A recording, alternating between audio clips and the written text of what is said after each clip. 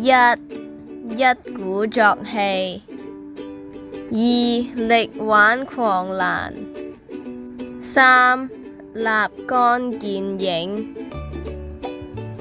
四迎刃而解；五完璧歸趙；六孤注一擲；七臥薪嘗膽；八約法三章；九從道覆轍；十按部就班；11狡兔三窟；12循序漸進；13集腋成裘；14審時度勢；15雙管齊下；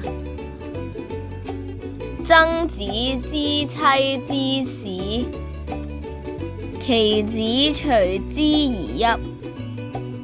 其母曰：汝還，故反謂汝殺之。妻息使來，曾子欲報自殺之。妻子之曰：特與嬰兒戲矣。